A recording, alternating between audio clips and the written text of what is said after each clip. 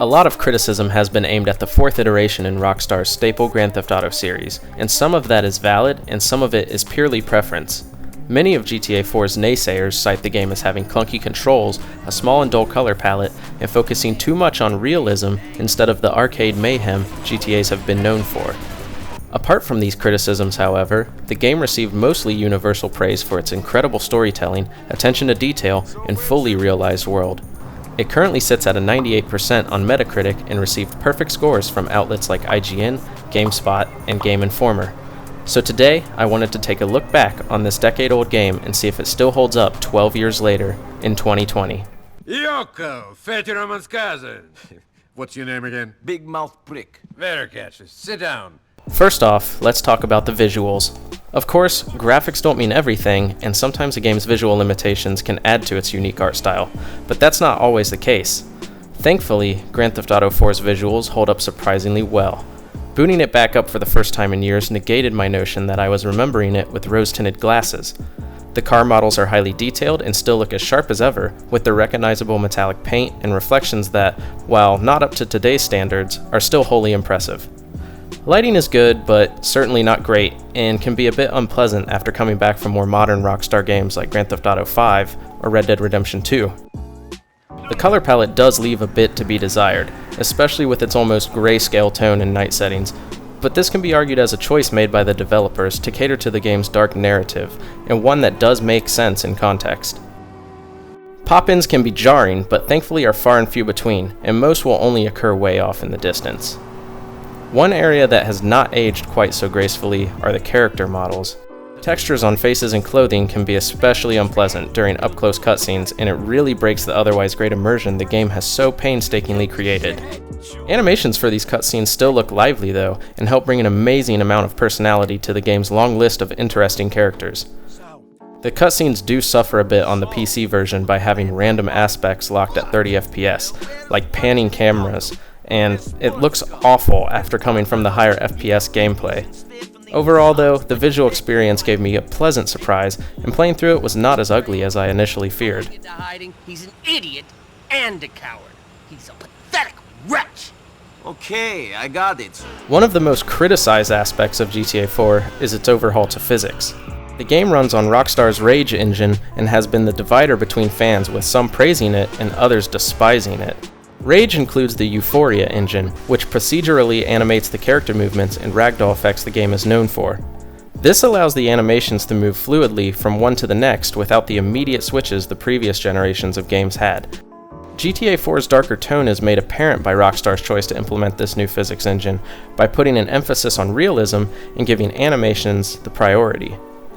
Previous entries with fast-paced action and speedy player input are replaced in 4 with a slightly heavier weight to its characters, which demands planned, slower movements over erratic decisions. Vehicles are also greatly impacted by the new physics change. The driving feels more like a driving sim than a classic arcade racer. Last-minute power slides around turns have effectively been eliminated and instead are replaced by methodical braking and cornering.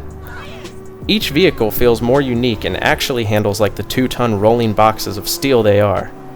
The new physics engine is a change that is certainly jarring at first, but after a few hours of getting familiarized, opens up what is quite possibly one of the most enjoyable features it offers. I sense a little apprehension in your voice. I like it a bit, but I'm not a crazy fan. I can't even begin to tell you how many hours I've spent just experimenting with the Rage engine's physics alone. Vehicles crumple and dent in such a realistic and satisfying fashion that it's hard to resist the urge to just smash each one as much as you can.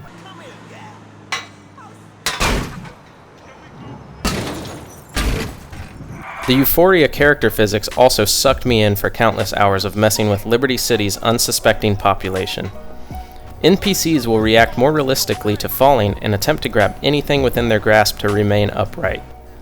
I found myself constantly returning to certain points of interest to knock over pedestrians and see how they would react. Toying with the physics led to hours upon hours of endless enjoyment that never seemed to get dull. This encompassing sense of curiosity and exploration is a perfect example of why Rockstar reigned king over sandbox experiences, and one that all other open-world games should strive for. I'm not in position to make good decisions right now. Along with a shiny new engine, the return to Liberty City also saw some new gameplay mechanics introduced. Long gone were the 3D era's clunky shooting controls, and so a new third-person style of gunplay was introduced. Rockstar went with a system that allowed players to lock onto enemies with the pull of a trigger, but also had a free aim option if the trigger was held halfway down. To complement this new mechanic, a cover system was also implemented, making shootouts feel more controllable and far less frustrating. Having new gun controls also allowed for a change to shooting while driving. In previous entries, shooting from a vehicle was limited to either the left or the right side in a drive-by style, but since introducing free aim with the right stick, the player can use their weapon in any direction they please. Hand-to-hand combat also got a flashy new upgrade that takes full advantage of the Euphoria physics. Nico can dodge and counter as well as sending punches to his opponents. The new physics add for some fun moments of stumbling enemies who just couldn't deal with a heavy blow, and each punch hits hard by utilizing those physics. With this revamped combat system, GTA4 has an open world that is an exciting playground free for anyone to cause chaos in. Thank you very much. One of the two main reasons to go back to this game is for its beautifully realized Liberty City. The fictionalized take on the Big Apple still looks exactly as I remember, and in true Rockstar fashion, is intricately detailed at every corner. This game set the precedent for Rockstar's works going forward, placing the focus on everything they could to make the three islands feel alive and completely lived in. NPCs can be seen buying and eating food from street vendors, having conversations on their phone, and running for cover when rain starts, even going as far as to shield themselves with newspapers and umbrellas. The autumn air leaves pedestrians' breath visible as they clutch their arms and shiver, greatly communicating just how cold it is in Liberty City. The streets are packed with people and cars, with traffic building up and honking at each other. It really feels like taking a trip to the real-world New York City every time I'm dropped into the world. One tiny detail that I was just blown away by is how traffic in the same lane do not all follow a fixed path. Some drivers are good at being centered, while others tend to ride close to the dotted lines, giving the city's gridlock a much appreciated imperfectness. I really appreciate the vast amount of depth the developers took to breathe life into Liberty City. Apart from Rockstar's knack to craft beautifully intricate worlds, the other reason to play Grand Theft Auto 4 is for the stellar story. Going back to experience Nico Bellic's struggle to find peace and closure in Liberty City is one that is still just as compelling the second time around as it was the first. Nico is one of the series' most relatable protagonists, as you can progress through his journey of moving to a new country while trying to escape the life of crime he thought he left behind. Nico arrives in America on a ship after being convinced to pursue the American dream by his cousin Roman. He quickly realizes, though, his cousin fabricated all the lush stories he read about in his letters. Nico finds Roman's mansion is actually a run-down studio apartment, and that he is merely a taxi cab driver. This is the mansion? Although he tries his best to work with what he's been handed and leave his criminal past behind, Nico keeps getting dragged back into it, whether by Roman's clumsiness or one of the many other diverse personalities he meets on the way. Nico can befriend some of the game's characters, and they offer some fun minigames like bowling and darts, although these can get tiresome quickly as they like to call and interrupt you on your way to your next mission. Nico, it's your cousin. Let's go bowling. Side activities are present and offer a nice distraction, but only amount to the typical GTA tropes of objectives like hidden packages in the form of pigeons and stunt jumps. The robust catalog of odd jobs and objectives from San Andreas have taken a seat on the bench while Rockstar focused on bringing the series to a new generation of consoles.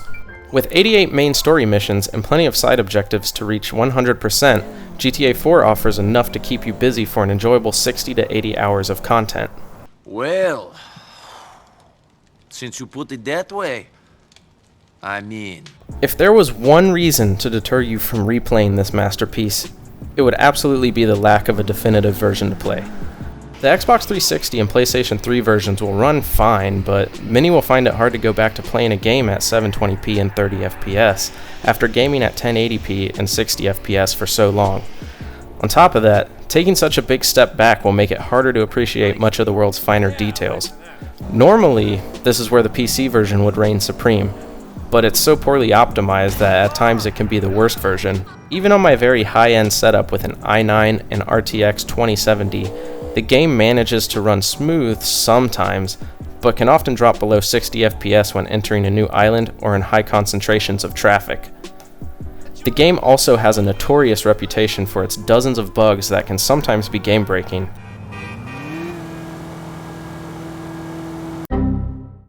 There does seem to be a beacon of hope for PC players though, as halfway through writing this review, a new complete edition was released on Steam. One that any previous owners of GTA4 or episodes from Liberty City can upgrade to for free. So far, it seems that the game is running much better, but only time will tell. At this point, it really just depends on what kind of experience you want. If you want stability on consoles, or if you'll push through the hiccups on PC for that extra bit of visual fidelity. That's better. That's better. So, is Grand Theft Auto 4 worth going back to in 2020? Yes, absolutely. And if you've never played this game, then go do so now. Nico's story is one that is rarely rivaled, and it deserves to be remembered, no matter how old the game is. The small pitfalls that this 2008 sandbox suffer from are not significant enough to discourage you from enjoying all it has to offer, whether it be for the first time or the 10th. Ramen? Ramen! Are you sleeping, you fat fuck? Come on! And those were my thoughts on Grand Theft Auto 4. Let me know in the comments below if you plan on replaying this Rockstar masterpiece, and also make sure to hit the like button and the subscribe button. Hit the bell to see more videos like this as soon as they're uploaded. And let me know in the comments, how did I do? This is my first time doing one of these videos, so make sure to leave me some criticism. Let me know if you liked it. And until next time, I've been TheNamesJER. See you later!